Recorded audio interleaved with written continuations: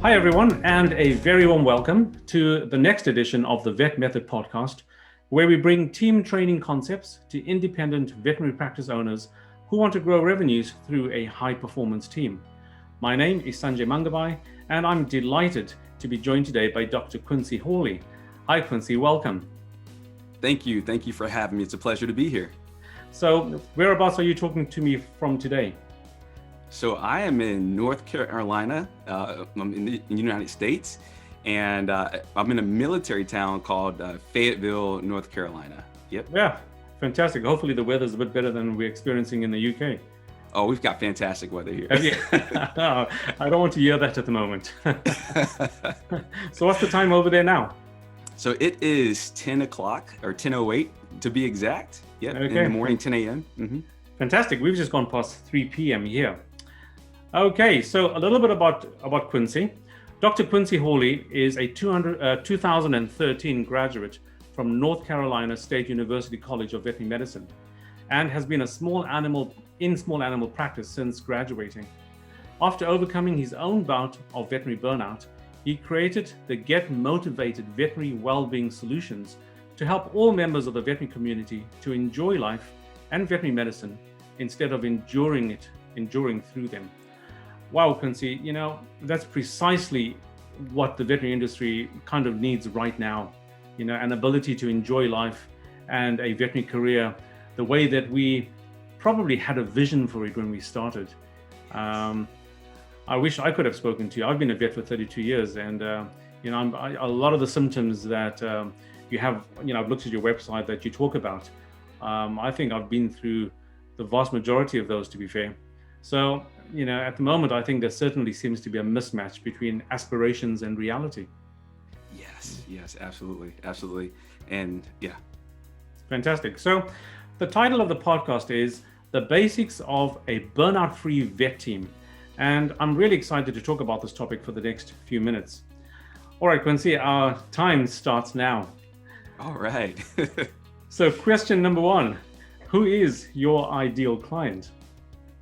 Yeah, so our ideal client is going to be veterinary organizations and hospitals who are ready to make the change towards well-being from a culture that lacks well-being, that from a culture that's burnt out, maybe stressed out and overwhelmed, to a culture where the team is excited to come to work, where they want to remain in the veterinary profession and to remain a part of that veterinary organization or team because their well-being is being maintained both personally and professionally. And so we have two ideal clients. So veterinary organizations from like a business to business perspective, and then from a business to consumer perspective, we also work with individuals who are just ready to really enjoy life in veterinary medicine as they were meant to be. Fantastic. So it's basically people, organizations who maybe recognize that this is something that they need to pay attention to. Yeah. Absolutely. And maybe prevent problems. And also, if people are experiencing any of these sort of issues, then they would also be your ideal clients right now, to reach out and hopefully get some help. That's right. So we work with a lot of practice managers and veterinary owners, as well as individual veterinary professionals, the veterinarians, technicians, receptionists, practice managers, anyone and veterinary students and pre-veterinary students as well. So, perfect. That leads us nicely on to question number 2. What's the biggest problem you solve for your clients? Right. So oftentimes people understand that veterinary medicine can be challenging, it can be stressful, and they oftentimes understand that there is something that they should be doing.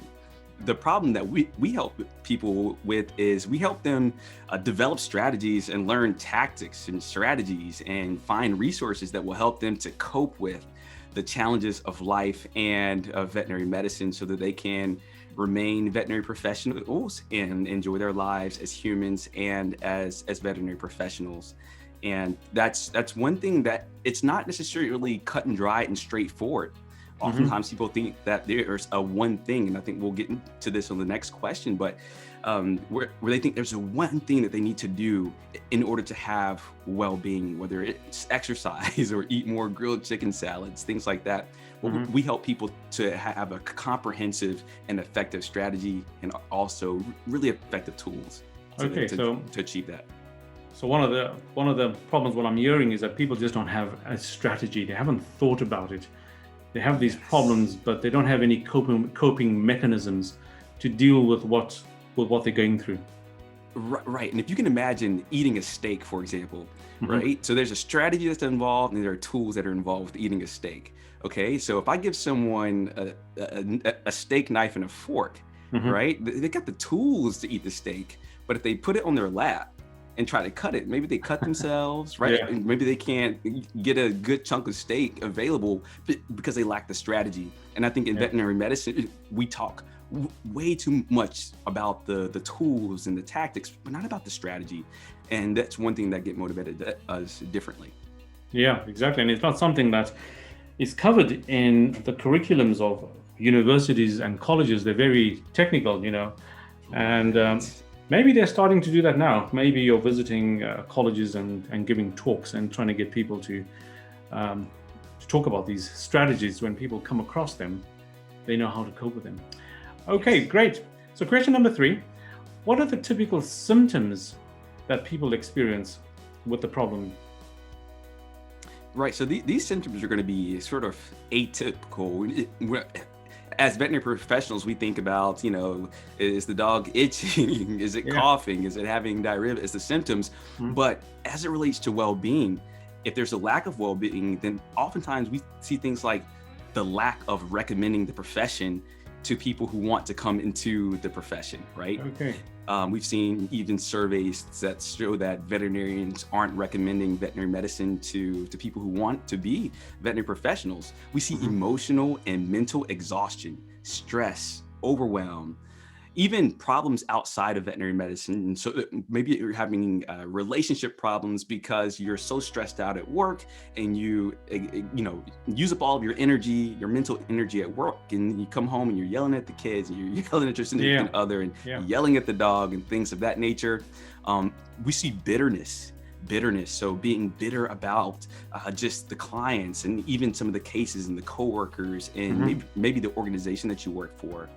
And also, I think one of the biggest symptoms is thinking that there is a one thing, either that more vacation that I need, or more money that I need, or more days off, or more clients, or a bigger house, or another dog, or more achievements and degrees and accolades.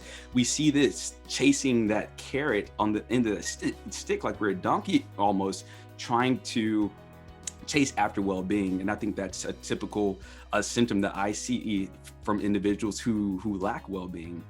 Absolutely. So what I'm hearing is that there's some subtle symptoms, like just not recommending the profession to other people, when you'd think that most vets have decided from childhood that that's what they wanted to do. They love the job, love animals, that kind of thing. But that changes, and they say, discouraging people to join the profession, to the very obvious frustrations that people feel, irritability, anger. I guess there's this thing called compassion fatigue as well, if nobody teaches people how to deal with that.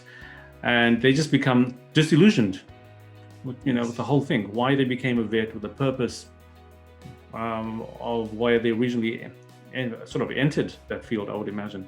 Yeah, so a wide range of symptoms. Okay. Okay, thank you for that. Question 4, what are the common mistakes people make when trying to solve the problems? So, yes, I'm really going to focus in on the team aspect here. So oftentimes one thing that we see, since we work with hospitals and hospital leaders, we see the teams resorting to things like team building exercises. Okay, and I know that sounds counterintuitive. Like, team building exercises have been a great thing. But if the team building exercise is a check the box type of solution or strategy to well-being, let's do one team building exercise for the entire year, or maybe every other year, it's just not enough. Oftentimes we have new team members coming in and things of that nature. So we see singular one-off types of events that are trying to fix a cultural and a culture problem of the entire organization, and it just doesn't work. There needs to be the focus on personal and professional development of the individuals of that team. We can't have, a bunch of individuals who are operating at 20% capacity and think that we can put them in a team and have them now operating at 100% capacity. You have dysfunctional people trying to function as a team. It just doesn't work that way. And then the last thing or mistake that I see is that we're using bandages instead of addressing the underlying causes. And the underlying cause to me is not investing time, money, and energy into having a culture and a life of well-being. And that's whether you're looking at the individual or looking at the organizational. And so if leadership doesn't focus, I know you own some hospitals and you care about mental health and well-being. And so you, for example, would be on the right track, right? You get it, you prioritize it, you value it. That's where it has to start. It has to start with the leadership, and then it'll sort of somewhat trickle down into the rest of the team. And eventually, through perseverance and persistence with this, it becomes the culture and the way of life of that organization. And we see this all the time. Okay, so some of the common mistakes people make are they find a solution team building, and it's a tick box exercise, and they hope it solves the solution, but it's not solving the underlying problems. And really, it ought to start from the top, from the leader. The fish stinks from the head down, kind of thing. And it's about changing the culture of the organization, and having the right strategies in place in the first instance. You make an interesting point about how it's individuals also. I think that for me personally, my life changed when I read a book called The Morning Miracle, because it focused on improving my own exercise, diet, sleep. Yes. Is that Hal Elrod? Hal Elrod, absolutely. So yes. So when I started doing that, I started having more energy. I didn't arrive at work tired, kind of thing. Yes. Because I mean, it's a constant thing in veterinary medicine. Everyone's tired all the time, and we say we have such busy days and 12-hour days. But if I arrive not 100% in the first place, because I'm just personally not in the right mind and not physically prepared to do that, then we're just heading for a bad situation. So those are really important. So it's about having the right solution for the right problem. Yes, and you hit the nail on the head. And I always tell people that systemic and organizational change sometimes takes a very long time, and oftentimes it does. But you as the individual, you don't have to wait for the entire system and organization will change for you to be happy and for you to enjoy life in veterinary medicine. The profession hasn't changed that much since 2016 when I made my personal transformation. And much like you, I discovered books like Miracle Morning and just so many other books. I read 60 books in 10 months initially when I made my transformation, because I saw the results, and the results were astronomical, and the benefits were immediate oftentimes. And so my well-being went from 0 to 100 without the profession changing as an entire profession. And so that's one thing that I love to tell people about. I'm more interested in helping people thrive with the current profession that we have, with the current stage of development that the profession has reached, more so that, and I'm interested in changing the entire profession. I want to do that too. But I really want to help individuals and organizations, smaller organizations, to change within themselves. Absolutely. Wow. There's so much to talk about. I don't think we have enough time, but thank you. Question number 5. What is one valuable free action that someone listening to this can implement that will help them solve some of the problems? Right. So I always like to recommend, not to toot our own horn, but, at Get Motivated, myself and then Renee Michelle, the other co-founder of Get Motivated, we are true, we're not well-being experts or gurus, we're well-being enthusiasts. We love to geek out, so to speak, on all things well-being. We study this stuff a lot, and we network a lot of people. And so I always recommend that if you're a hospital leader and you're looking to implement a culture of well-being into your hospital or to help your team members overcome burnout, then to contact us at Get Motivated. We're happy to speak with you and to hear you out and to hear about your challenges and struggles and things of that nature. And then for individuals, if you're an individual, I certainly recommend, checking out our website and just seeing some of the resources and the content that we have there.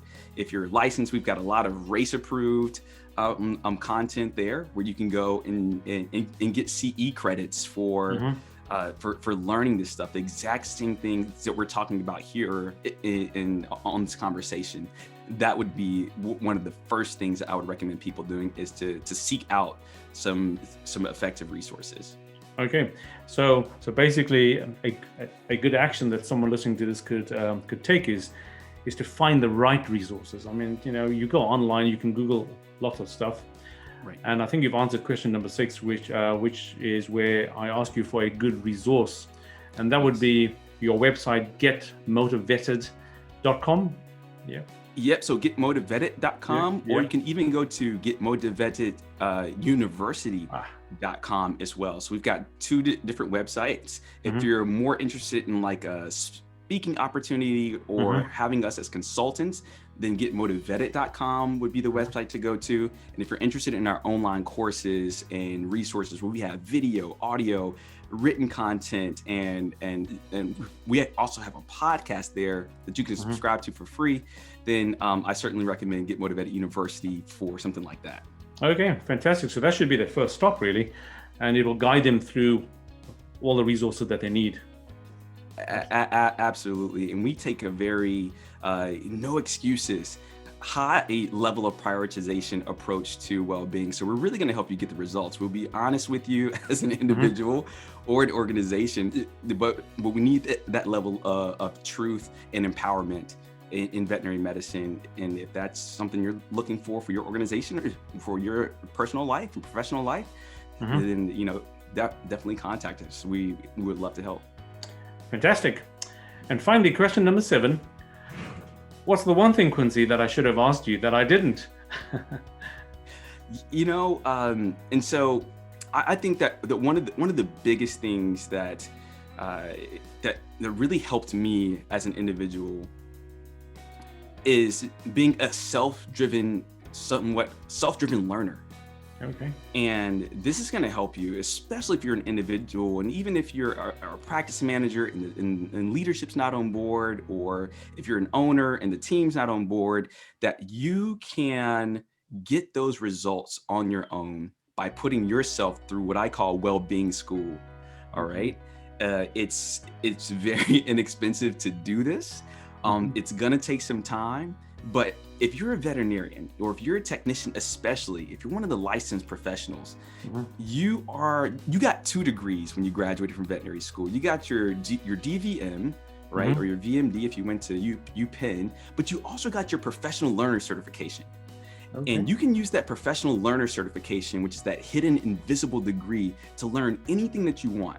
You can learn everything about burnout. You can learn everything about well-being. You can learn everything about financial literacy, about business, about diversity, equity, and inclusion, about leadership, whatever it is that you want to learn. And I believe it was the motivational speaker, Earl Nightingale, who said that within 5 years, you can rise to the top of any level of any area of expertise that you want. And I got started with well-being back in 2016. It is 2021, and we're speaking all over the globe, literally at this point. And it was really through a concentrated effort, first and foremost, on my personal well-being, and then extrapolating what I was learning from outside of veterinary medicine and bringing that back to the veterinary community to help people, because we have a challenge here. We really do. And some individuals are going so far as to taking their own lives. And I know suicide is very complex, and I don't pretend to know everything about it. But I've also heard individuals say that the only reason they're still practicing veterinary medicine till this day is so that they can make enough money to pay off their student loans so they can get out of the veterinary community. And I've even heard vet students who are in their junior year of veterinary school ask me or tell me that they want to leave now. And it's disheartening to see that, because we do spend a lot of money.